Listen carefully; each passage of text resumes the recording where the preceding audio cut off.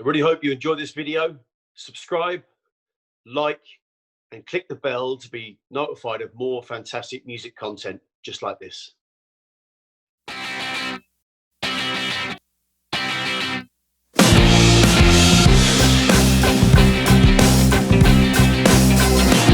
Welcome to the Need to Know Music Show with me, Ronan McManus, here on Switchbox TV. And today I'm joined by a multi-award-winning Australian country music singer-songwriter who's released multiple albums, had several #1 hits, performed for world leaders, runs a program to mentor school children in musical performance. She's a radio presenter, a guest TV presenter, and has even been decorated by the Australian military. Please welcome Amber Lawrence. Well, thank you. Although this year has been a bit quieter, on those fronts. I was going to say, your CV is looking pretty busy there. Yeah. Yes. How has this year been for you? Because it's been a bit of a strange one for the music business in general. What's it been like over in Australia, and what's it been like for you personally? Yeah, well, our business, like anyone else, music was the first thing to be shut down. Anything over gatherings over 20 people, and that pretty much ruled out music, and it's been very slow to come back. At the moment, we can now perform to crowds where it's socially distanced and generally about 100 people. So I haven't rushed back to work yet. I'm kind of embracing the time off, I suppose, because by your description and introduction, obviously I've had very busy time over the last, I guess it's been about 12 years since I've been full-time in music. And yeah, I guess you work really hard because you think with music it all has to happen overnight, so I was kind of juggling lots of balls and loving what I did, but working really hard. And so I do have a 2-year-old son now. You might be able to, he'll interrupt the interview at some point. Sure. So when COVID happened, well, like firstly the hit to our finances, that was the first thing, and then there was the emotional connection to your music and feeling kind of useless when you can't sing. Sure, you can sing around the house, but that's about it. And then there was the part where you went, well, okay, we're going to just have to look on the bright side here. And for me, that meant actually spending a lot more time at home and actually really embracing that, I suppose. And my husband, we've only been married a year, so it was good to spend a lot more time together. Being him not a musician and me a musician meant there was a lot of time apart. And then his work meant that he had to work from home during COVID. I was stuck at home. And that was actually really good to spend so much time together, and especially with our, now 2-year-old. So, and then it led to different kinds of creativity and a few projects, musical projects that wouldn't have happened this year. And one of them was a song that's just gone #1 in Australian country radio called "The Greatest Show on Earth," and it's a collaboration. Yeah, I was going to ask about that. Yeah. Yeah, an American act. Yeah. Tell us a little bit about that. Yeah, so back in, I think, April, I was doing some interviews for my radio show, which has been hit by COVID as well. So I'm not doing the radio show now, but I was in April, and I interviewed the Davison brothers, and at the end of their interview, I sang a little bit of their song "Po Boys," and I don't think they'd ever heard an Australian girl sing "Po Boys" before, so they loved it, and they went away, I guess, and thought, maybe we should get Amber to sing a duet with us to, America, Australia, let's combine the two countries and our fan bases. So we actually wrote the song just like this over Zoom with the Davis brothers, myself and Rob Snyder, and it was a great songwriting session where the idea actually, I kind of thought, I really want this song to work. I really want to do this collaboration. So I went before the session and thought really long and hard, and I suggested the title, "The Greatest Show on Earth," and they really liked it. And, my idea behind that was what we've witnessed through people. People have shown their good side, but I think it's also the anticipation of when this is all over, and that's really what the song came about, that we're going to see the greatest show on earth, like a celebration, of like, oh, thank God we survived. So yeah, I think it's. I mean, it sounds like a song of hope that we all need. We all need that light at the end of the tunnel. I think it's a very poignant thing. I think everyone's thinking about that. You know, Totally. so It's a really like it's the I sing it at my shows already when I've done a few shows since, and it's a really uplifting, positive. It's like a stadium song, you know. So we're waiting for the stadiums to reopen. But yeah, as I said to the guys, I said, "Oh, are we like suggesting to people that we put on the greatest show on earth? Like that's a little bit up ourselves, isn't it?" But it's nice to have ambition.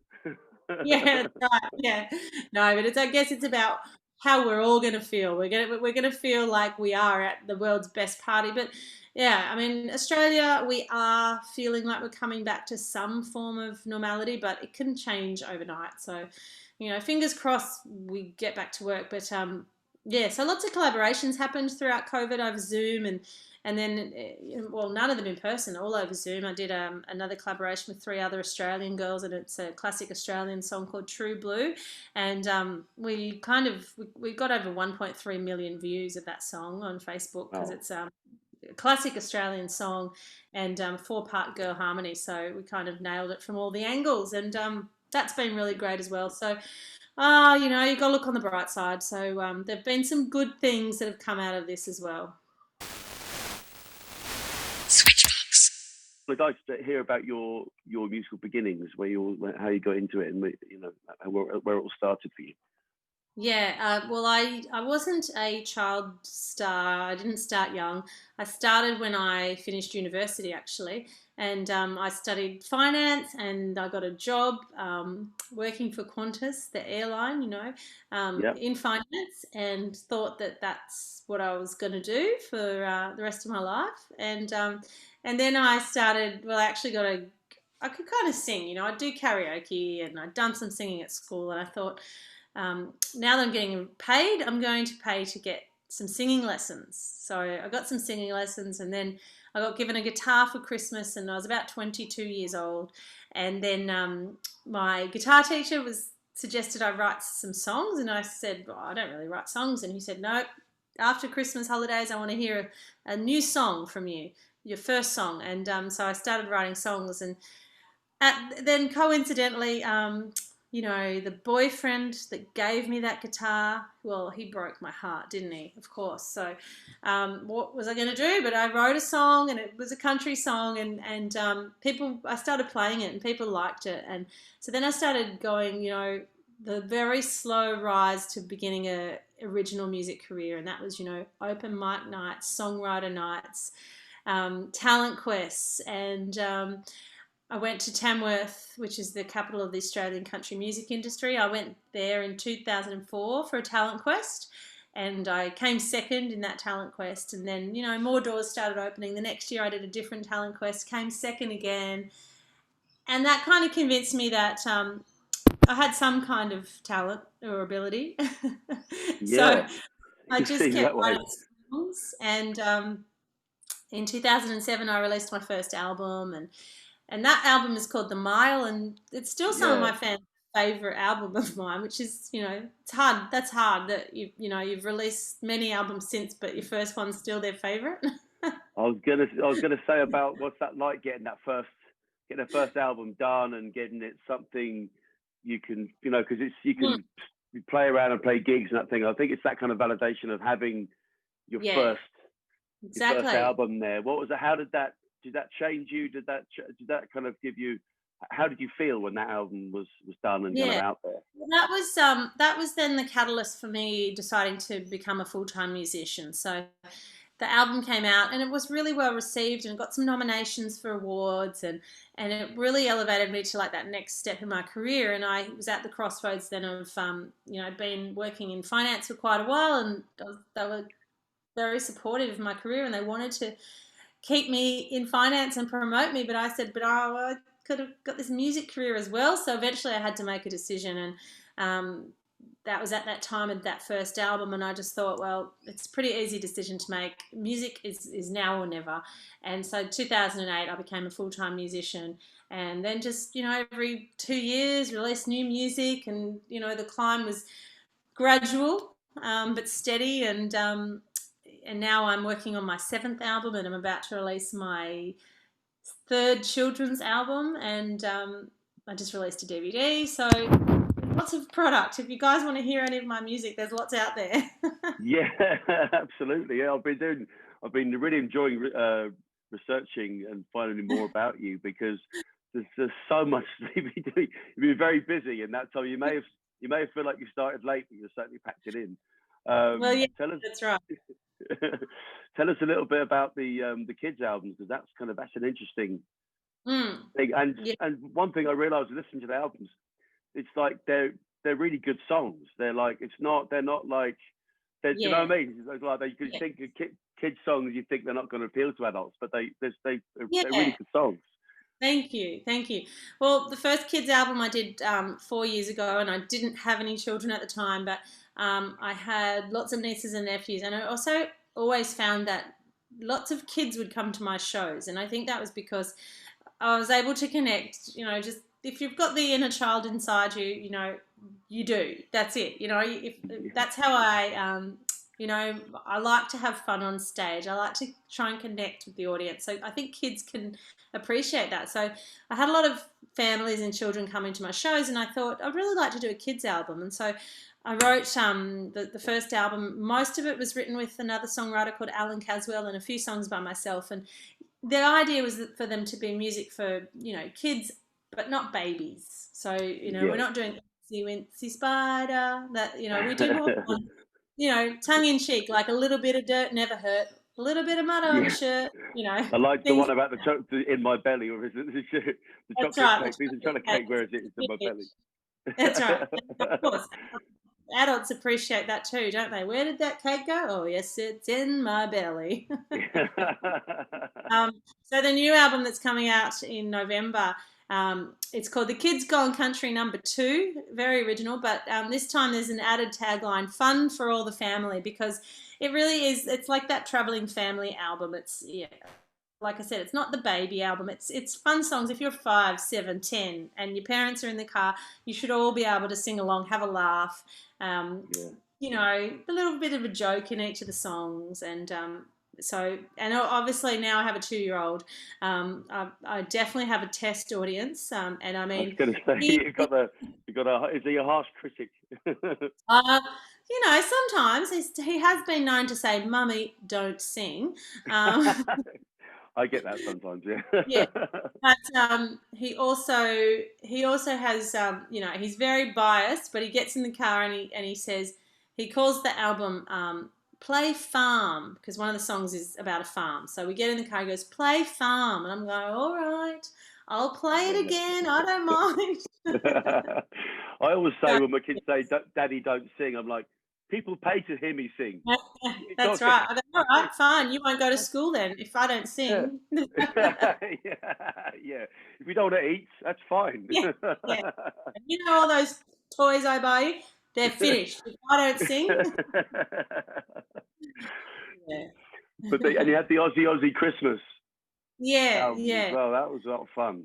A lot of Yeah, fun. that was really fun, and obviously it was a very Australian angled Christmas album. But if anyone wants to know what an Australian Christmas is like, definitely listen to that album, Aussie Christmas, because it's all about the beach and the sun. And there's a song, "It Doesn't Snow Here at Christmas," because it Yeah. doesn't. It's very hot, and there's a song, "We're going to get a swimming pool for Christmas," which I don't think happens where you are. Not so much. No, Yeah, not so much. Unless you want to break the ice every time you want to get into it. yeah, Christmas yeah. time. So. No, look, the kids thing is a side project, but it's easy for me to slip into it because my adults project it's not that far away from the inner child. Well, I think it's a great idea, and it's great to sort of be able to but to sort of just it's a bit of fun and also a bit of educational and a bit of fun. I like the idea of a little bit of dirt never hurt. That idea, like just get muddy, That's and you right. can kind of get all those kind of because I think there's some really great messages in there for the kids. I think it's brilliant, and they're great Thank, songs. They are good yeah, songs. thank So you. I want to talk Thanks. a little bit about the Australian scene because I've got to know the country scene a bit more because my band here, we kind of got put into the Americana group. Okay. Yeah. Last year, we ended up going to the Americana Showcase in the UK, and there's a lot of country artists in there. And it's opened my eyes to this whole sort of world of it's such a warm, welcoming world in that sort of country and Americana scene. What's it like in Australia? It seems that there's a lot of collaborations, a lot of it seems to be a very kind of it's a really nice scene to be involved in. Australian country music is a pretty small niche industry. Look, we've got huge superstars that make great living out of it, and all the way down to people who do it as a hobby but are still really valued as members of the Australian country music community. And there's so many different genres within that one style. We've got that real Australian country rock, the Lee Kernaghan kind of thing. Then we've got bush ballads, which is kind of like bush poetry set to music. We've got the Americana scene. We've got country, I'm kind of like contemporary country. I hate saying the word pop. I wouldn't necessarily say that, but, I'm not Americana. I'm more, contemporary country. And there's just many genres. But the thing is, there's a lot of cross collaborations because we pretty much all know each other. It's a pretty small industry. Yeah. And that's been the hardest part about COVID is you just haven't seen any of your friends. Normally you definitely bump into each other, around the circuit at all the different festivals, but it hasn't happened this year. No, I mean, is there any none of those festivals stuff happening? Because you're just coming into your summer now, are you? Or we are coming into summer, but we do have a lot of festivals over kind of autumn and winter as well in Australia, up sort of in the Queensland area. October's big for festivals. Everything's been cancelled, and hopefully it's all moved to next year. And we, the money we didn't earn this year, we'll earn next year. With a bit of luck. So. You did in 2017. You did an album with Travis Collins. Yeah. Talking about collaborations and that, and tell us a little bit about that because it's called Our Backyard. It was just some beautiful songs on there and some great. The two voices work so well together. Thank you. Well, Travis was the first person I met in Australian country music. Pretty much, we both met in 2004 at a thing called the Australian Country Music College, and it's 2 weeks of learning about Australian music, country music. And so we met there and we became friends, and being both from Sydney, that's kind of what we had in common, and we'd done a lot of different tours over the years. So, 16 years we've known each other. And then back in 2017, and both Travis and I just won major awards, and I think our managers got together and said, you two are friends, why don't you do a collaboration album and then, we can tour. So the idea was to tour from it, but we actually wrote this song, Our Backyard, that was a real tribute to all of the beautiful places in Australia. And it really, I guess, connected with many, many people Australia-wide. And we ended up winning 3 golden guitars, which is the biggest award in our industry, with that album and that song. And, we compare all these beautiful places in Australia to all the things we've done overseas, like walk the cobblestone streets of London and stood beneath the Eiffel Tower, all the things that we've done. But then when you tour Australia, you kind of go, oh, wow, there's a pretty nice place here. So that was the message of the song, and it really resonated, and it was a great time for us. So you mentioned the awards. The Golden Guitar Awards. I mean, what was it like getting those? What were those occasions like? Yeah, well, there are big awards in country music, so everyone gets dressed up, and it's the Academy Awards of Australian country music. We've got a red carpet. It's probably not as big as the the CMAs or anything like that, but it was amazing. We were actually nominated for 6 awards, and we were kind of like, gosh, I hope we win one, because 6 nominations and not winning any, we'll be a bit upset. So we won 3, and we won 3 that we were really proud of. We won the Song of the Year. That's such an amazing honour. We won Collaboration of the Year, and come here, come say hello. Here we go. This is the star of the future. What's your name? What's your name? Hi. Ike. Hi. Ike. Ike. Ike. Hi, Ike. How you doing? I'm Ronan. Say hi, Ronan. So, how many songs have you written, Ike? When's your first album coming out? The Man Across the Street, the song about the returned veterans. So, tell me about that song. Yeah, so it was a story my mum told me my whole life of how when I was a toddler, I had crawled out through a little hole in our front door and headed towards the busy street that we lived on. And across the road came the man across the street who scooped me up and took me home. And he was a man that used to sit out on his porch every day, with a long neck of beer, drinking, just watching the world go by. And I mean, he was only young, he would have been like 30 back then. And in Australia, Vietnam vets came home to not a very happy reunion. They were shunned from society. They were, I guess, rejected, and they weren't thanked for what they did. The way for protecting. Well, I guess they were in that time accused for fighting a war that they shouldn't have been part of. But that's besides the point in this song. The fact was that this was a good man who had been affected by war and suffered post-traumatic stress, but it wasn't understood at the time. And he was out there. I suppose neighbours thought, don't go near that man. But at the end of the day, he was the one that was looking out for us, and he did save my life. And he had passed away by the time that I wrote this song. But I guess so many veterans have heard this song and have reached out to me directly, either themselves or their wives or their children, through an email or even at shows, come up to me and said, thank you, you've made me feel appreciated. So the power of music when you write songs that connect like that. I want to talk a little bit about other stuff that you've done outside of music, because you do the radio show, which you're saying isn't on at the moment. Yeah. So what's that been like, transitioning into doing something different? I mean, I'm doing a similar thing. I'm transitioning into doing these interviews and working with this, and it's been really refreshing and it's been something different. But it's been a bit of a shift. How did you find that going into doing radio presenting? I really like it, and the shoe's obviously on the other foot. So as a person that gets asked questions, what kind of questions you like or don't like. So I think it's always good when a musician asks the questions, because they kind of go straight to the point. So I've really enjoyed doing that, and there's a lot of research that goes into interviewing though, and it takes a lot of your time listening to all the music. And I've had some great opportunities. I interviewed Billy Ray Cyrus and got to sing with him. That achy breaky heart. Yeah, so I've gotten to interview some really, people I admire. So yeah, like I said, Billy Ray Cyrus and Little Big Town and all of the major Australian artists, Kelsey Ballerini, and it's the Davison Brothers, which is how I met them. Huge list of American artists that I got to have a chat to, and it's been great.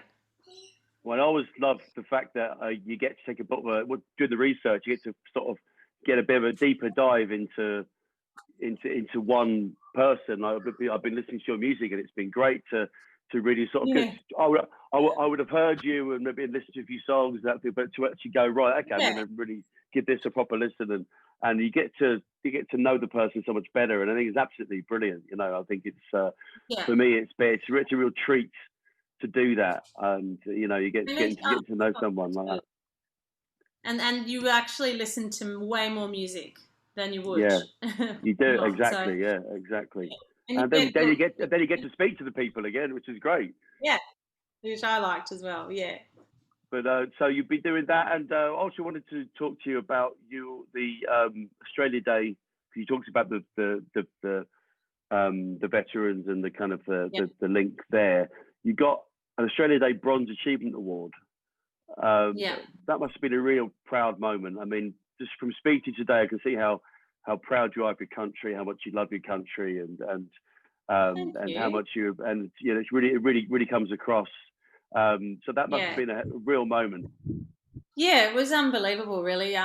With the song "The Man Across the Street," I had to get in contact with the RSL, Return Services League of New South Wales, to ask for some video footage, and through that and through their kind of connection with the song, they asked me to be an ambassador for Defence Care, which is an organisation that helps return veterans who are experiencing trouble in whatever form that is, whether it is PTSD or financial trouble or relationship issues, and they're just a phone call away. And so I became an ambassador, which meant, at my gigs and shows, I would talk about Defence Care, because often there would be an ex-veteran or a veteran in the audience who didn't even know that help was there. So they nominated me for the award, and certainly didn't become an ambassador in order to win an Australia Day award, but it was kind of just so lovely to receive such a nice award. And you've been out to sing for the troops. Yeah. What was that like?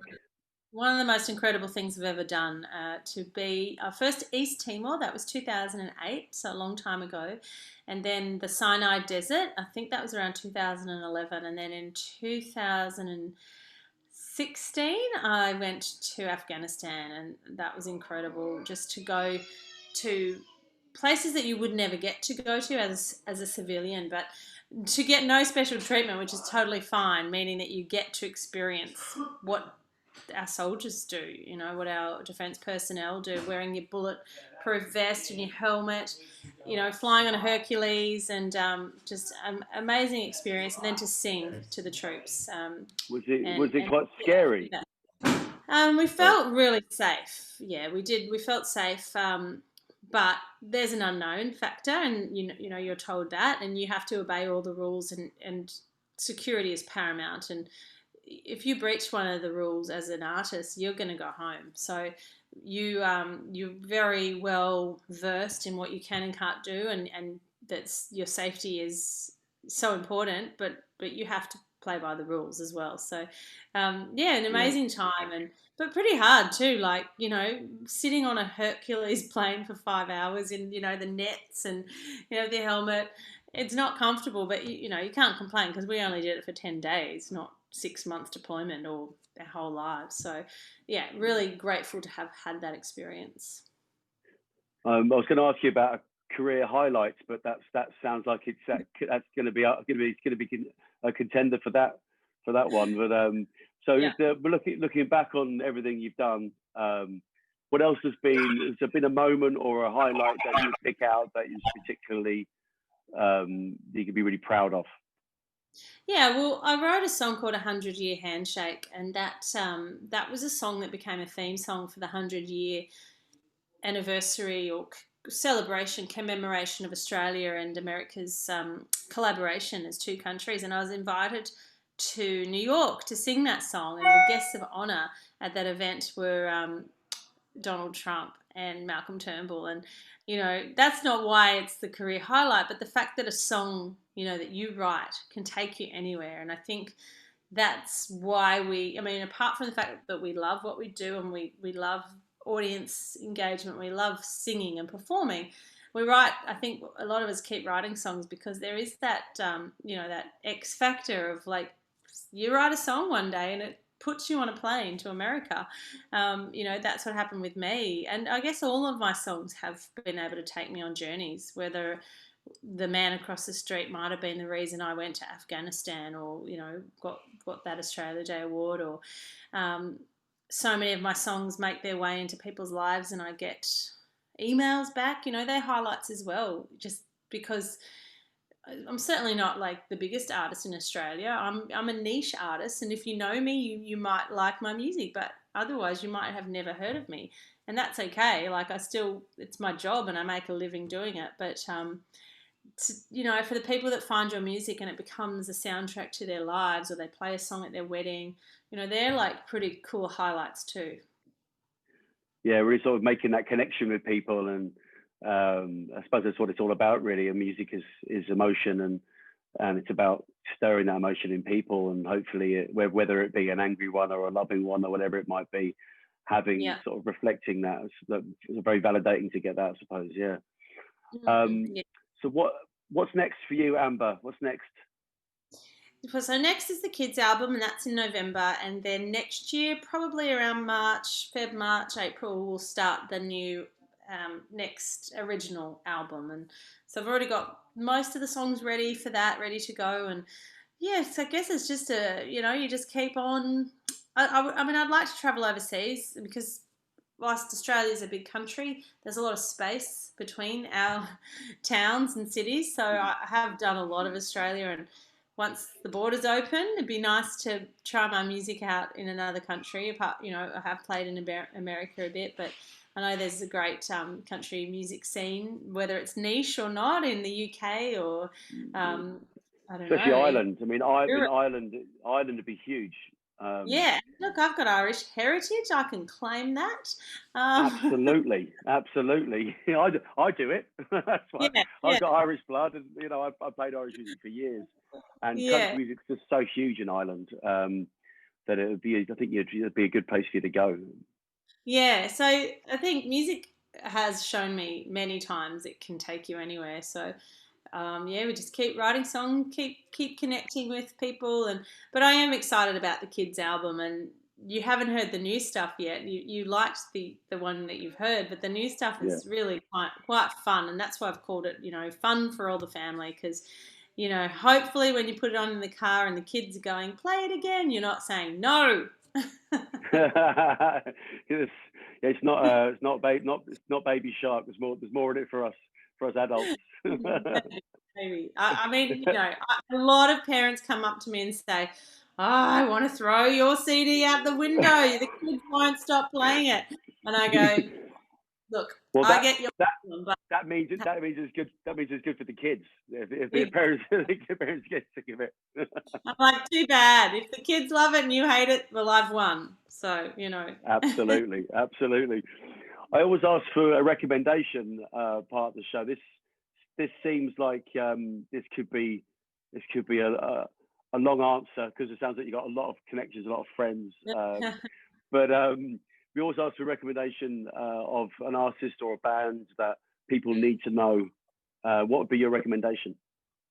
a really good friend of mine who's done a lot of touring with me, and she's probably a little shy in her self promotion. And if she wasn't so shy, she'd be blowing up all around the place. So you need to go and look up Anna Georgia, Arna Georgia. She's very like people are loving what she does, and I think she just needs a little prod in getting like emailing people and saying, "Listen to me." So go and listen. It's very it's kind of like traditional country, but it's got a real kind of 20s something twist on it.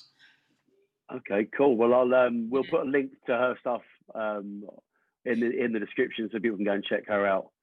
yeah, you'll love it. Promise you'll love it. Excellent. Well, listen, thank you for joining us, and I look forward to Ike's first album. Sounds like straight, he's craving the limelight already. Well, he's certainly got the lungs for it, but I guess that I've encouraged it all. So I can't complain when he tries to steal my thunder. It's all my fault. It's all your own fault, exactly. Well, it's been absolute pleasure talking to you, and I look forward to hearing the new kids album and also the stuff that you're recording next year. And hopefully, you get a chance to get on a plane and go over and just come over and see us. Oh, I would love to. And thanks for having me. Thanks for the chat, and thanks for letting the little 2-year-old interrupt and cause havoc for a little bit. It's life. It's the reality and life of a musician because we get the good thing about music is it gives us our daytimes to spend Exactly. time with the kids, but they don't always go hand in hand the two things. So Not at all, it's but totally it's understandable. Yeah, no, life. absolutely. Thank- Fantastic. Thanks, Amber. Thanks for joining us. Take Thanks, care. Ronan. See Thank you. you. Cheers now. Bye bye.